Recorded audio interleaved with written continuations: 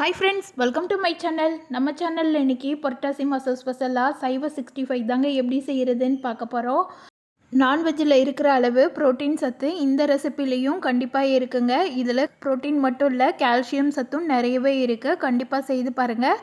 இந்த ரெசிபி செய்கிறதுக்கு மசாலா துளி கூட ஊதுறாமல், எண்ணெய் கொஞ்சம் கூட குடிக்காமல் ரொம்பவே ஈஸியாக செய்திடலாங்க. டேஸ்ட்டும் ரொம்பவே அட்டகாசமாக இருக்கும்.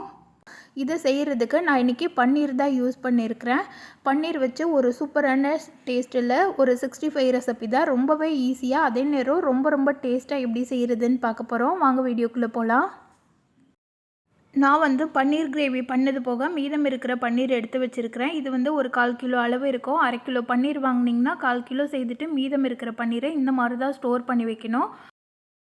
ஒரு ஏர்லாக் கண்டெய்னரில் பன்னீர் முங்குற அளவுக்கு தண்ணி ஊற்றி வச்சுருங்க. தண்ணி ஊற்றிட்டு ஃப்ரிட்ஜில் ஸ்டோர் பண்ணி வச்சிடலாம். இது 2 வாரம் வரைக்குமே கெட்டு போகாது. இந்த மாதிரி வைக்கும்போது நீங்கள் நார்மலாக கவரில் வச்சிங்கன்னா ஒரு சில நேரம் நசன்னு ஆயிரும். அந்த மாதிரி இல்லாமல் இந்த மாதிரி ஸ்டோர் பண்ணி வச்சிங்கன்னா பன்னீர் ஃப்ரெஷ்ஷாகவே இருக்குங்க. கண்டிப்பாக ட்ரை பண்ணுங்கள். இப்போ இதை சின்ன பீஸாக கட் பண்ணி எடுத்துக்கலாம்.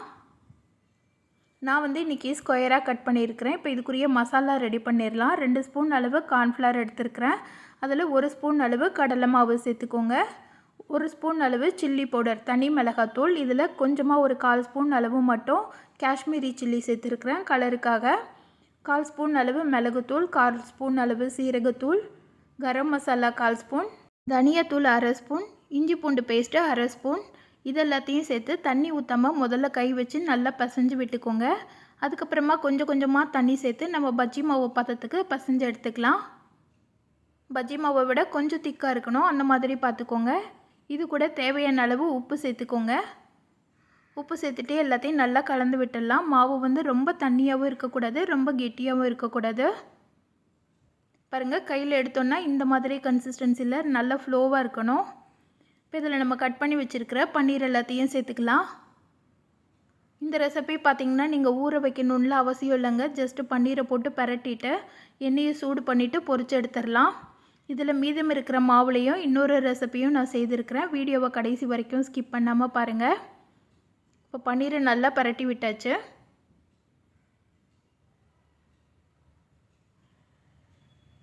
எண்ணெய் சூடாகட்டும். இது எண்ணெய் பொரிக்கிறதுக்கு பார்த்திங்கன்னா நிறையா எண்ணெய் யூஸ் பண்ண தேவையில்லைங்க. நம்ம தாளிப்பு கரண்டியில் கொஞ்சமாக எண்ணெய் விட்டு அதிலேயே பொரிச்சு எடுத்துடலாம். துளி கூட எண்ணெய் குடிக்காது. அது மாதிரி மசாலாவும் உதிராதுங்க.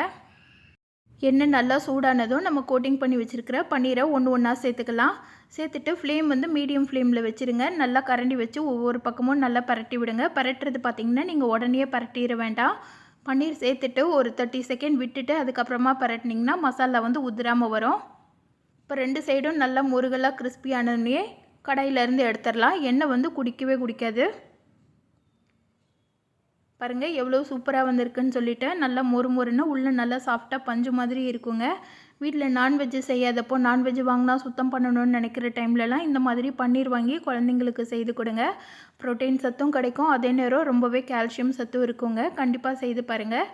வெஜிடேரியன் ரெசிப்பியில் இந்த பன்னீர் 65 ரொம்பவே ஒரு ஃபேமஸான டிஷ்ஷுங்க. நம்ம பன்னீர் எல்லாம் போட்டு பரட்டி எடுத்தாச்சு. அது தவிர மீதம் இருக்கிற மாவில் ப்ரெட்டு ஒரு 3-4 ப்ரெட்டு உதுத்து வச்சுருக்கிறேன். தண்ணி எதுவுமே சேர்க்க வேண்டாம். கை வச்சு இந்த மாதிரி லைட்டாக நசிச்சு விட்டு உதுத்துக்கோங்க. இல்லை மிக்சியில் கூட போட்டு நல்லா பிளெண்ட் பண்ணி கூட எடுத்துக்கோங்க. நான் இன்றைக்கி கை வச்சு தான் நல்லா நசிச்சு விட்டுருக்கிறேன். இந்த உதுத்த ப்ரெட் எல்லாத்தையும் இது கூட சேர்த்துடலாம். சேர்த்துட்டு அந்த மசாலாவோட நல்லா பசைஞ்சு விட்டுக்கோங்க. எப்பயுமே நம்ம பஜ்ஜி செய்யும்போதோ இல்லை இந்த மாதிரி 65 செய்யும்போதோ மீதம் இருக்கிற மசாலாவில் இந்த மாதிரி ப்ரெட்டோ இல்லை உருளைக்கிழங்கோ எதையாவது மசிச்சு விட்டு நான் சொல்கிற மாதிரி செய்து பாருங்கள். ரொம்பவே சூப்பராக இருக்கும். குழந்தைங்களுக்கு ரொம்பவே பிடிக்கும். இப்போ மசாலா நல்லாவே பரட்டி விட்டாச்சு. இதில் சின்ன உருண்டையாக எடுத்து உருட்டிக்கலாம்.